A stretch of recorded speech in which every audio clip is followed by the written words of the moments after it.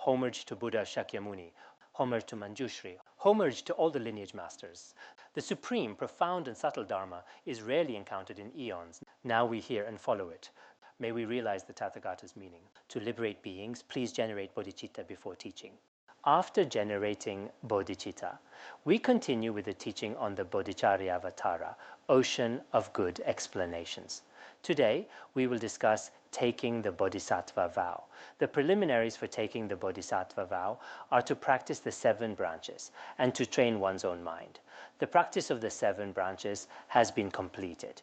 Today, we will begin discussing training our own mind for the benefit of others. This is also divided into 2 parts, the general generosity and the specific giving of one's own body. First, the general generosity is also divided into 2 points, the things that are given and the reasons for giving. So, the general explanation of generosity is explained in these 2 aspects. First, to benefit all sentient beings, I give without hesitation my body, my belongings, and all virtues of the 3 times. This verse already states it clearly. Before we can give rise to supreme bodhicitta, we must gather the 2 accumulations. Previously, we accumulated merit and wisdom through the 7-branch practice and purified obscurations. Now it is necessary to give away the 3 things to which we are most attached. These are our own body, our possessions, and all the virtue we have created in the 3 times. For everyone, these 3 are what we are most attached to. Of course, for those without faith, they may not be attached to the virtue of the 3 times. But aside from those without faith, for us wishing to take the Bodhisattva vow, these are things we are very attached to, but for the benefit of all sentient beings, we must give these up. That is, to benefit all sentient beings. Why do we need to give up our most cherished body, as well as all the possessions we have accumulated in this life, such as houses, gold, silver, and other wealth and enjoyments, and all the virtue we have created in the past, present, and future, without any hesitation? What is the aim of giving?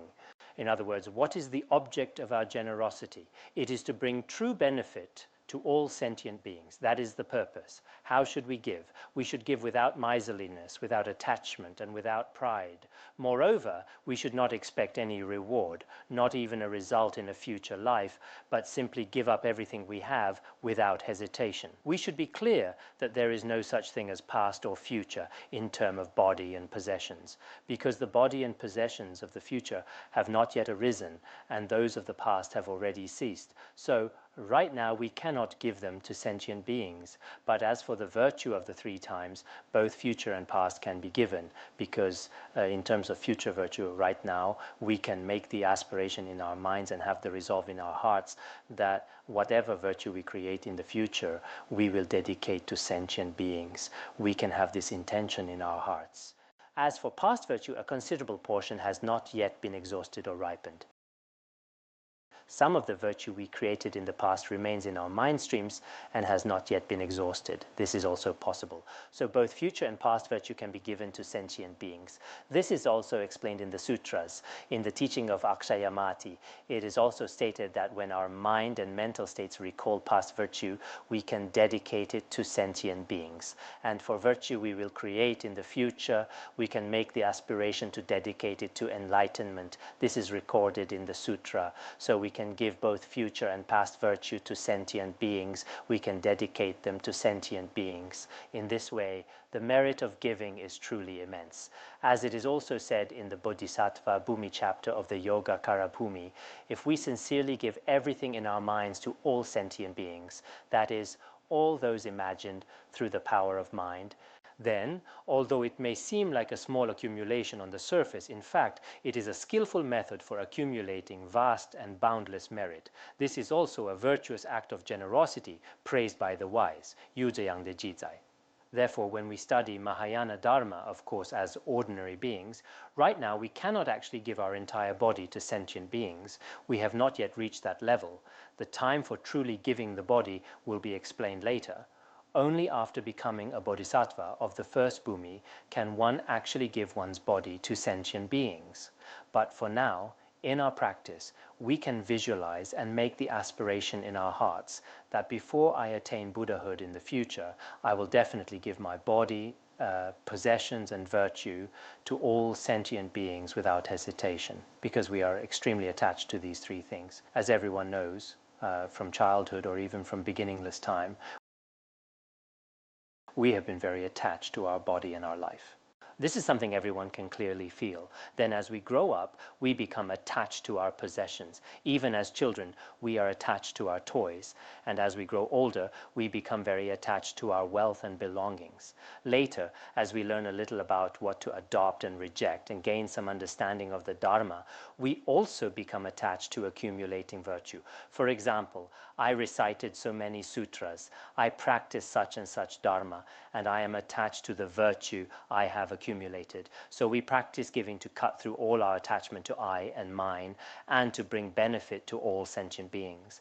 On the one hand, it is to cut through self-grasping in our own mind stream. On the other hand, it is to benefit limitless sentient beings. We must give up these things.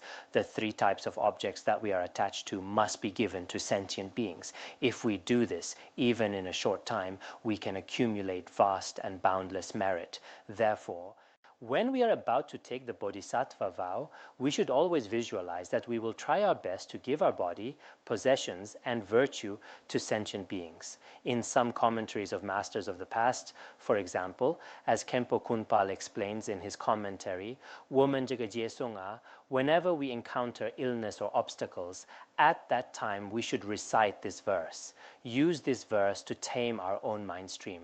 The merit and blessings of this verse are truly immense. So we should often recall and recite this verse. In the past, when the masters in the lineage of Patrul Rinpoche engaged in their practice, whenever they encountered obstacles, they never responded others with an eye for an eye. Instead, they followed the example of the great masters of the Kadampa school, giving their body and possessions completely to others. How do we give in this way? For example, if we are sick today, or we feel that we are truly being disturbed by illness, or in our practice, when others or non-human beings create obstacles for us, at that time we should not think, I must rely on some Vajrayana subjugation mantra to immediately destroy the demonic forces. Such a motivation is very unwholesome. In Vajrayana, the so-called subjugation practice should only be used with a mind free from anger and attachment. If you act out of self-cherishing with a selfish mind just to protect yourself and subjugate others out of anger, the fault is very great. It is the same when we practice Chod. From beginningless time, we have had terrible attachment to I and mine, so we must give up our attachment through giving. If we can give up our attachment, then any Dharma we practice becomes Chod practice. In other words, as we follow the Mahayana path, generosity is an essential and crucial practice. Therefore, sometimes when tried to avert the obstacles we encounter, the first thing to do is to look inward. Do we avert them in order to protect ourselves? If it is for self-protection, then we should reflect on whether it's a proper attitude as a Mahayana practitioner. Yesterday at noon, a young man kept knocking on my door. In the end, he barged in. After coming in, he insisted that I give him the transmission of the Heart Sutra. He also wanted to immediately practice an obstacle-averting ritual. I asked him why he wanted it. He said, so that my journey home will be a bit smoother. He said, I just want to protect myself, so I want to practice the Heart Sutra obstacle-averting ritual. Then I asked, what does averting obstacles mean? He thought it meant subjugating or overcoming demons. Of course, the Prajna Paramita Sutras have such power. If we do not have a selfish mind and truly have the intention to liberate others, then practicing the Heart Sutra obstacle-averting ritual or Vajrayana subjugation mantras is permissible. All of these are allowed. This is clearly recorded in the sutras by the compassionate Lord Buddha. None of us have any reason to slander these Mahayana practices, especially in Vajrayana or the Mahayana Prajnaparamita obstacle-averting practices. There is no reason to doubt them, but first, we must examine our own motivation. Is it for self-protection, for maintaining our own interests? We should practice with this intention. First and foremost, the self-cherishing I, which is like poison, should be eliminated and abandoned. And when we practice Chod, we often say, my body is offered to you, demonic forces and non-human beings. However you wish to use it, however you wish to create obstacles, it doesn't matter. This kind of practice is truly extraordinary in actual conduct. In the future, when we encounter difficulties, or when we feel things are not going well, perhaps people or non-human beings are creating obstacles. At that time, we should recite this verse once. Then think, if you want to create obstacles, go ahead. No matter what, it doesn't matter. After all, I have already given my body to all sentient beings, so it doesn't matter. In daily life, whether you are going out or staying at home, whether physically or mentally, or in your work or career, obstacles often arise. When you encounter these obstacles, it's important to transform them onto the path with the supreme teachings of the Kadampa school. This is also the tradition of Omniscient Mipham Rinpoche and His Holiness Jigme Phuntsok Rinpoche. Whenever His Holiness felt things were not going smoothly, when obstacles arose, he would recite chode verses and practice the Dharma of emptiness, giving his body and possessions completely to sentient beings and letting sentient beings take whatever they wish. After this, those obstacles would immediately vanish like clouds dispersing, dissolving into the Dharma Dhatu. So, in the future, when practicing Mahayana Dharma, our conduct should change, and our minds should also have something to rely on. In everyone's life, it is impossible for everything to go smoothly all the time. There will always be setbacks and twists and turns. You could say the road of life is winding, and perhaps you have experienced it. Recently, my classmates had a reunion party. We hadn't seen each other for 20 years. During the party, each person shared their experiences over the past 20 years. In the end, not a single person had had a smooth life. Everyone felt that their life had been full of various setbacks and difficulties. They had encountered all sorts of obstacles and hardships. Later, I said, that's just how life is. The past 20 years were a winding road, and the future will also have its twists and turns. This is certain. The Buddha told us that this is the suffering of samsara. But I think as we are studying the Dharma, if we can apply some of the Mahayana mind training teachings, then even if the road of life is winding, it can feel straight to us. We won't experience so much pain and difficulty. Sometimes we really should reflect on this. Having learned so many Mahayana teachings, when we encounter obstacles, do we know how to apply the Dharma to handle them? This is an important question that everyone should reflect on, no matter you are a layperson or a monastic. This is the first verse about what is to be given. Next verse talks about the second point, the reason why we should give up these three things, the rationale behind it. Nirvana is relinquishing everything. My wish is to gain nirvana. At some point, all must be relinquished. It's best to give it to beings.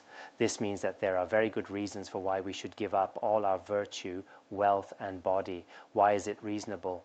Because while we are alive, if we give away everything we are attached to, our mind will feel at ease. There is nothing left to worry about. For example, if I am attached to my wealth or my body, but I have already given all of it to sentient beings, then when I encounter obstacles or suffering, I won't feel sad, because these things are no longer mine. I already gave them to sentient beings long ago. Or if I have already intended to give all the possessions in my house to all sentient beings, then when a thief comes and takes them without my noticing, I wouldn't feel sad about it. Why? Because I already gave everything to all sentient beings. This time, I just didn't personally deliver it to someone's house. They simply came and took what was already theirs. So why should I be sad? I've heard of some Dharma teachers whose computers were stolen by thieves, and they felt very sad. Some even dreamed at night that their computer had come back. But in fact, if you can truly let go, you will be free from this kind of suffering. Whether it's your body or your possessions, if you can give them away, then by relying on this kind of generosity, you can eventually attain nirvana. Why? Because this mind, the mind of ordinary beings, is extremely attached to external things and also very attached to internal things. This attachment is very hard to remove. But if we use Mahayana methods of antidote and practice, eventually we will not be attached to anything external nor to anything internal. Gradually, the true nature of the mind will naturally manifest. That is, the mind's natural luminosity will be directly seen. This is what is called nirvana. So the first reason that we must let go is to free ourselves from suffering and to eventually attain nirvana. The second reason is, at the time of death, all must be given up, even if we don't want to. Each one of us will inevitably face impermanence. The demon of death will definitely appear when it comes, and we have no choice but to leave this world. We must abandon all our body and possessions, and even the virtue we have accumulated. Of course, virtue that has been dedicated or embraced by bodhicitta will remain in our mind streams in the future, but virtue that has not been properly dedicated will be exhausted, just like a banana tree. Once it bears fruit, it dies. After death, or perhaps after 1 or 2 lifetimes, that virtue will be completely used up. So when impermanence arrives, everything we once possessed will be gone. So why not let go of these things now? If we give our body, possessions, and virtues to sentient beings now, on the one hand, it helps us overcome self-grasping and becomes the cause for attaining perfect enlightenment in the future. On the other hand, it brings inconceivable benefit to sentient beings. So, why not give it up? It's truly worth letting go. Therefore, Nagarjuna also said that when a bodhisattva gives up everything, the merit generated is as vast as space itself, truly infinite and boundless. Now, according to the sequence of this text, we have not yet formally taken the bodhisattva vow. The actual verses for taking the bodhisattva vow will come in a few days, but for most of us here, we have already taken the bodhisattva vow. So for those of us who have taken the vow, we should not be overly attached to our body, possessions, or virtue. If we are still overly attached, then we are not truly practicing as Mahayana practitioners. In the array of virtues of Manjushri's Buddha realm, the Buddha told Shariputra, bodhisattvas are great benefactors, patrons. They will give away their cherished possessions that are pleasing and desirable without becoming disheartened or sad.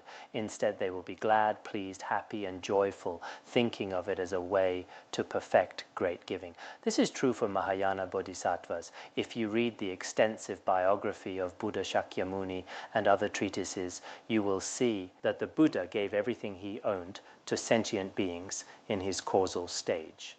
In doing so, not only did he not feel fear or miserliness, but he felt great joy in his heart. Therefore, we should have unshakable faith in the Buddha's mind of generosity in his past lives. This is very important. But some people may not have a strong foundation in Buddhism, so they have doubts about this and that. A lay practitioner told me that his parents, especially his father, would often have doubts about Buddhist teachings and stories. After reading the extensive biography of Buddha Shakyamuni, he thought, oh, Buddha Shakyamuni even gave his body to sentient beings in his previous lives, and later his body was restored. Could this really happen? Then his wife told him, don't overthink it. Of course it can happen. Just look at the life stories of Avalokiteshvara. There are amazing stories like that. Oh, right, yes. They would often have these kinds of discussions about the Dharma. Indeed, now many people are studying the Bodhicharyavatara and also the great exposition of the stages of the path.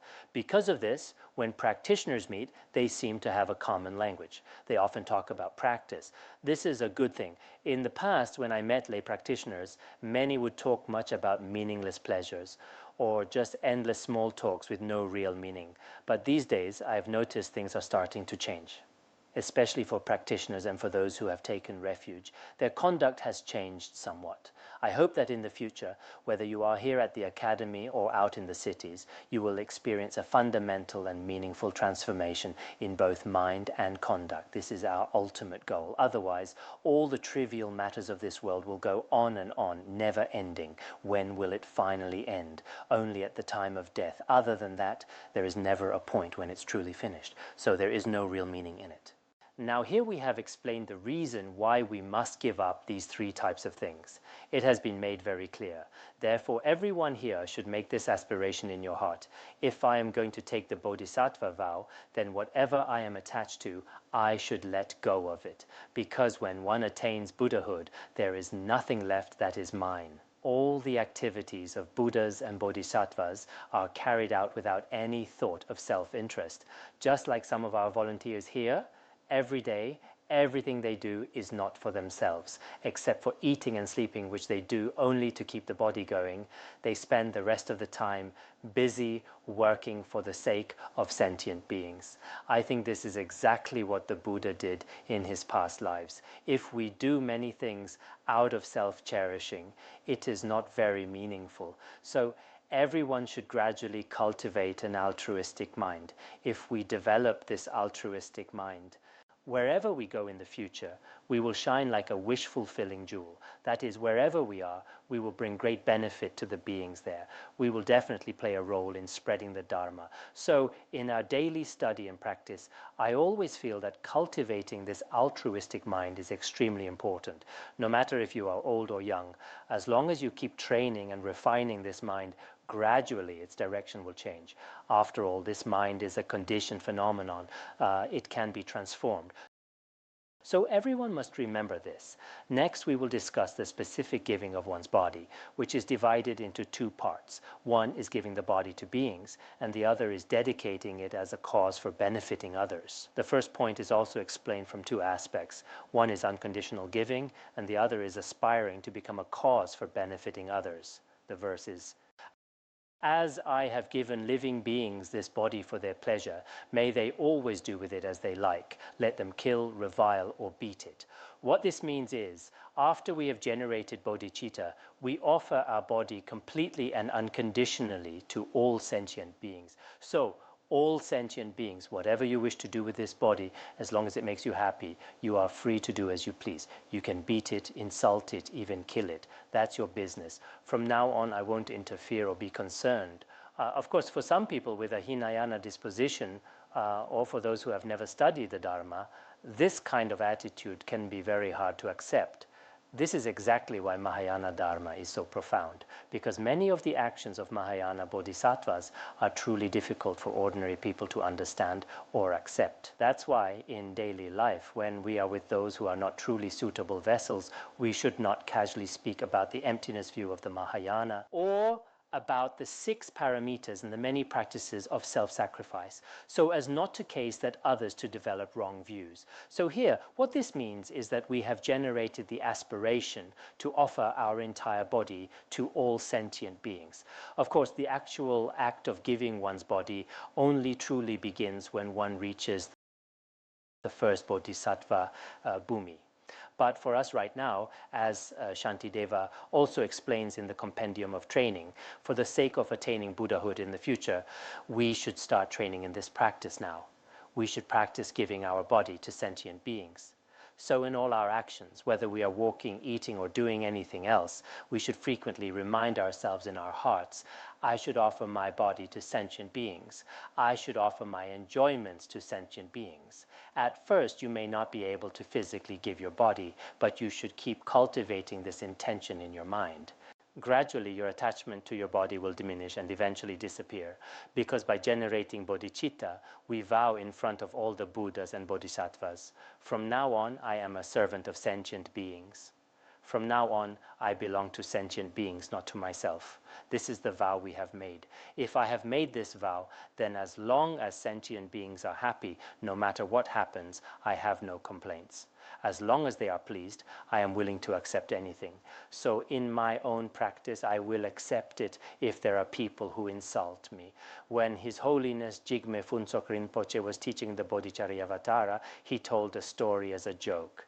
He said that once a few villagers gathered together, and when they were together, one person said, I heard that you are very eloquent. Why not just tell us our faults or whatever you like? We won't get angry. Let's just have some fun today. Everyone was having a great time, laughing and joking. Then the person who was said to be eloquent stood up and said, I don't want to talk to you. You're someone who steals every day.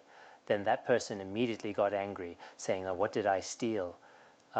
The eloquent person said, see, I just pointed out a fault as you instructed. Can you really tolerate it? Of course, you didn't actually steal anything. I was just saying it. So His Holiness said at the time, some people probably can't bear criticism even when it's just a joke, let alone truly giving their body to sentient beings. Some people say, as long as sentient beings are happy, then it's fine whatever they do to me, whether harm me, beat me, or kill me. So sometimes the actions of bodhisattvas are truly astonishing and worthy of deep admiration. Although right now, as we listen to these teachings, some of us might think, well, I really want to practice this well in the future, whether it's with any Vajra brother or sister or with any other sentient being. No matter how they treat me, I shouldn't respond with an eye for an eye. When we understand this in theory, we may have this kind of temporary resolve in our hearts. But when we actually encounter these situations in real life, we probably can't bear it and immediately get angry. So I think for us Mahayana practitioners, the real difficulty in practice is in our actual conduct. It's not just about what we say. When it comes to real action, when you encounter an enemy or someone who resents you, when you face real obstacles, can you actually apply what you have learned? This is very difficult for everyone. Of course, these kinds of teachings are not only found in Buddhism, they also exist in other religions. Back in 1991, there was a very famous master in Tibetan regions, widely recognized as an emanation of Avalokiteshvara. During a talk at Yale University in the United States, he quoted a line from the Bible. He said, "If someone strikes me on the left cheek, I offer them my right cheek as well." He quoted this line. So as Mahayana Buddhists, we always say we are Mahayana practitioners, but in reality, if someone punches us on the left cheek for no reason, can we really say, "Oh, you did a good job on this side, now go ahead and hit the other side"? Can we really do that? It might sound a bit funny, maybe you all think so, but in reality, when we actually face this kind of situation, it's not even about being hit. Just hearing someone point out a small fault, we probably can't stand it and immediately want to get back at them. So what does it mean to be a true practitioner of Mahayana Dharma? Therefore, in our practice, whether it's between Vajra brothers and sisters, between lay practitioners, or between Buddhists and non-Buddhists, whenever we interact with others, we should look at our own mind. Have we truly generated bodhicitta? This is something we must always examine. I think that after studying the Bodhicharya Avatara, many people's behavior has begun to change. There's no doubt about this. Some people used to have very bad tempers and were extremely irritable, but after studying these teachings, their faith and even their personality have truly changed completely. This really does happen because the blessings of the Dharma are inconceivable, especially nowadays. After hearing some Dharma teachings, many lay practitioners' behavior is completely different from before. I want to say something, but I won't. It's too obvious. The point is, we should not be attached to our body and enjoyments, especially since we have given our body to sentient beings. If we are still attached to it, there will be great faults. In the Compendium of Training, there are quotations from the King of Samadhi Sutra, life as like a dream and illusion. But foolish beings always cling to their bodies, and as a result, create boundless negative karma.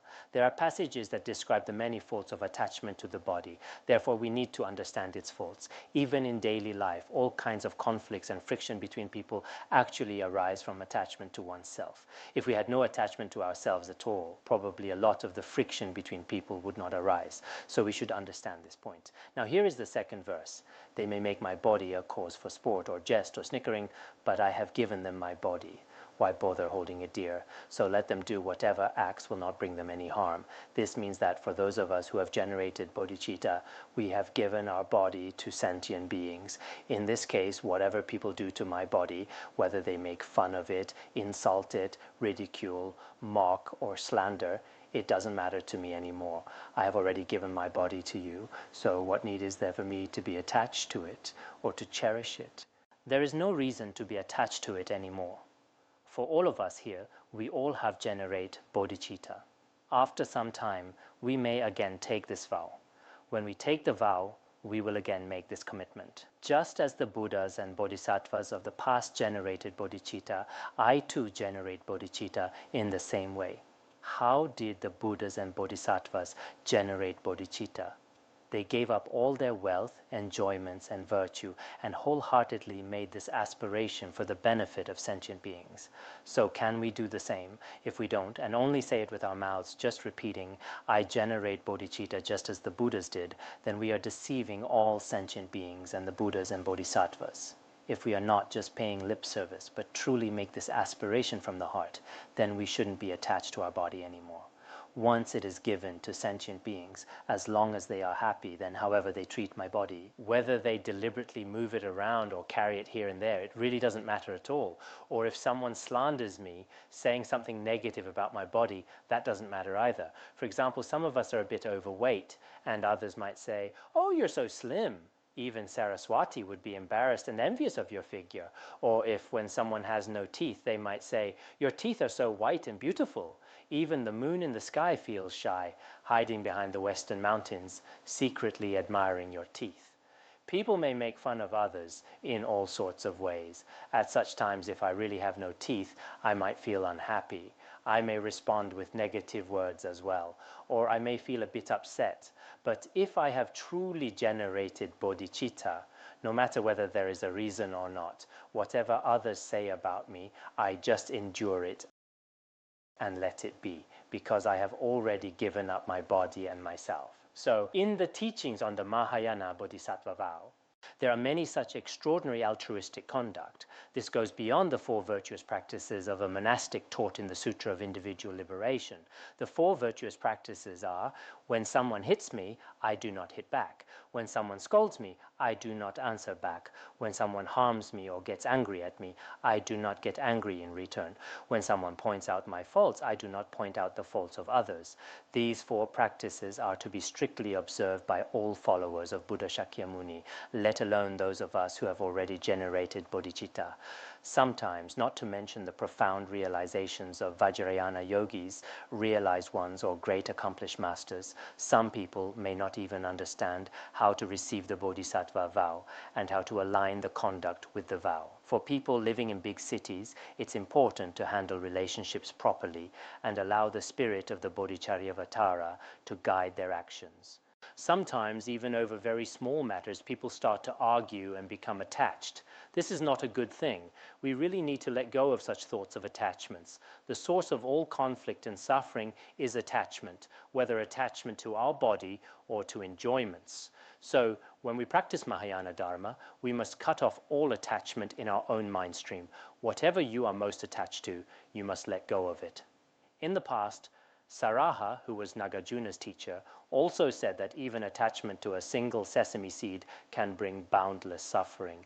Omniscient Longchenpa and Patrul Rinpoche both taught that the greater your attachment, the greater your suffering. There is a story of Nagarjuna happened during his practice. When he was practicing a Dakini Yidam, after many years of practice, he still saw no signs of accomplishment. At that time, he had a very precious and beautiful jar that he treasured. Whenever he had time, he would often polish it and admire it, thinking it was especially wonderful. Then one day, by accident, the jar was broken. The next day he saw the Yidam deity. At that time, Nagarjuna asked, "I practiced for so long. Why did I only see you today?" The Yidam replied, "As long as you are attached to anything, it will be an obstacle to seeing the deity. Because you were so attached to your jar, I did not appear to you. Although I was never apart from you for even a moment, it was your attachment that prevented you from seeing me." Even great bodhisattvas like Nagarjuna, who was prophesied by the Buddha, also had obstacles due to attachment to certain things. I once wrote in my diary about Patrul Rinpoche's wooden bowl. Jamyang Khyentse Wangpo criticized Patrul Rinpoche for his attachment to his bowl. So sometimes, no matter who we are, if we are too attached to something, it will truly become an obstacle to directly seeing the Yidam deity and to realizing the generation stage and completion stage. Of course, I think for most practitioners, being attached to your own practice and to the wish to benefit others is actually a good thing. And this kind of attachment is very positive. As the ornament of clear realization explains, if your attachment is to benefiting sentient beings, this kind of attachment will not obstruct your practice. Although it is still attachment, it shouldn't be abandoned before attaining Buddhahood. Of all forms of attachment, attachment to benefiting others and faith is the best. But among all attachments, attachment to anger and to desire are the lowest and most harmful. Sometimes when we go into the cities, we may have an obvious feeling that many people nowadays are very attached to money and material things. But even more serious is the attachment to relationships, which can be especially overwhelming. These days, the suicide rate in society keeps rising. More people are taking their own lives. And a major reason for this is emotional entanglement and relationship issues. So when people have attachments, whether to family members or to romantic partners, it only brings them suffering. Whether in conversation or in daily life, you can see that this brings a lot of suffering to them. Even for some poor people, they also have attachment to body and wealth. But among all attachments, the most serious and harmful is attachment to relationships. Therefore, as someone studying the Dharma, we should use various methods to counteract our attachment. It's best to let go of these meaningless attachments. If we don't, it will definitely become an obstacle to our practice, because one person's mind cannot hold so many things at once. If you find yourself attached to things like emotions, love, or marriage, you may notice that most of your time ends up going into these areas. There will be no time for practice. Some lay practitioners outside seem to have complicated lives, and their behavior and daily routines can be quite tangled. And on the surface, they are studying the Dharma, but it's not always the case. Maybe they attend a class or two, and outside of that, most of their time is spent chatting on the phone or dealing with other things, and life can feel quite scattered. When you hear about it, it's honestly a bit disappointing. As Dharma practitioners, it's important that we adjust our attitudes and behaviors. For those of you here who are monastics, you really have seen through the ways of worldly life. You've been able to recognize and let go of those strong worldly attachments and put all those concerns aside, choosing instead to enter the Buddhist path and take ordination. This really is something admirable. Even if you might not excel in other areas, whether it's your practice or your diligence, that isn't especially outstanding. Just being able to see through worldly attachments is already remarkable, especially in this Dharma ending age. All in all, we really need to let go of our attachment to the body. If we don't let go of this attachment, we can't achieve true accomplishment. So, in our daily lives, can we really practice like this? If someone points out our faults or slanders us or even physically harms us, and for example, if someone cut us with a knife or beats us with a stick, can we really remain unmoved? Except for those who have truly generated bodhicitta, it's quite difficult. For most of us, even with very small things. For example, if someone digs a ditch next to your house, you might get really upset, or you may get bothered by someone just passing by you on the road. As practitioners who have generated bodhicitta, these things don't actually harm our body or our practice at all. Yet, if we still get attached to these little things or even end up fighting or arguing over them, it can seem quite ridiculous in the eyes of others. This kind of thing does happen. Some people might say, I've taken refuge for so many years. I've studied the Dharma for so long. I've received the Bodhisattva vow from such and such Lama, not to mention the Bodhisattva vow. I've even received the highest Dzogchen empowerments.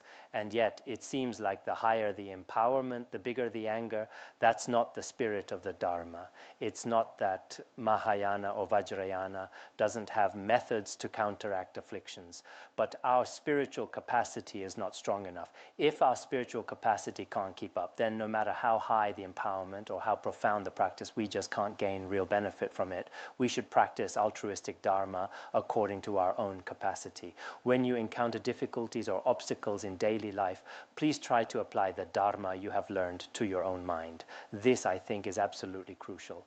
Next, the verse says, "So let them do whatever acts will not bring them any harm." What this means is, as long as it does not become something that harms others, either temporarily or ultimately, it doesn't matter how they treat my body, because I have already given my body to them.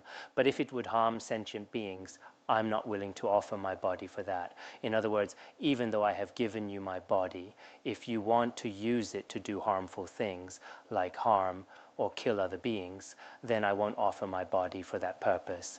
In that case, I will still keep it for myself. After all, we do have some attachment to our body, but at times like this, we should think in this way. There is a question in the compendium of training, because here we keep emphasizing the importance of giving the body, but in the compendium of training, and also in the 400 verses, it is emphasized that we should protect our body.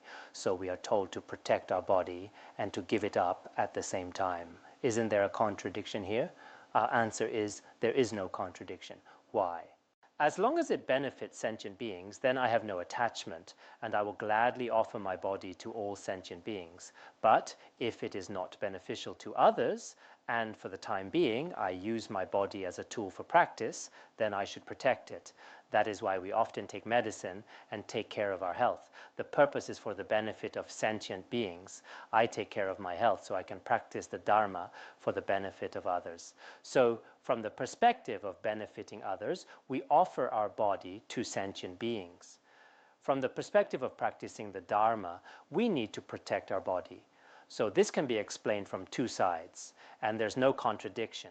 Therefore, in such cases, if it would harm other sentient beings, I am not willing to offer it. Of course, not harming sentient beings is an extremely important principle for us to uphold throughout our entire lives. Some people nowadays often say, I have no choice but to create negative karma in order to support my family. For example, I run a hotel, or I'm involved in killing for a living, and now it's very difficult to change careers. But as human beings in this world, we can always find ways to survive. We won't starve to death in this world. Careers that involve killing or harming sentient beings are really not good. There's just no excuse for it. When the time comes to experience their karmic results, there is no such thing as, because you needed to survive, you're exempt from retribution. So, for each of us, we should ask ourselves, will our own future be bright or dark?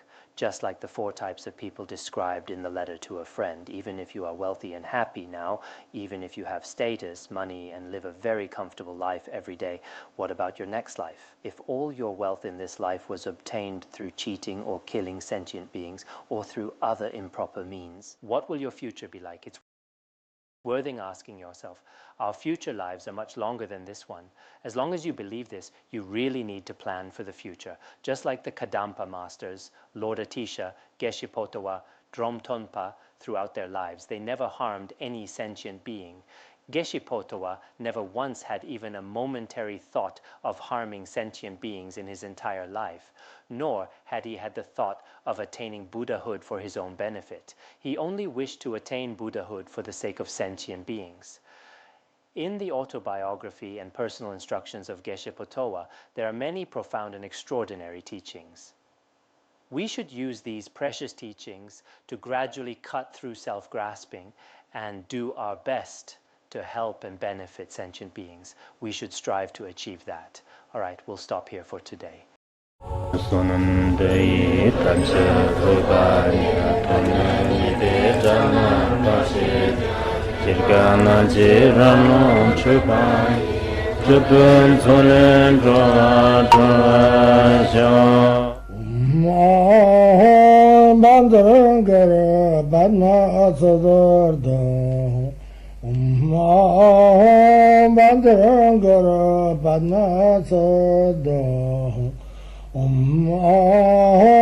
Bandara Banma Sadar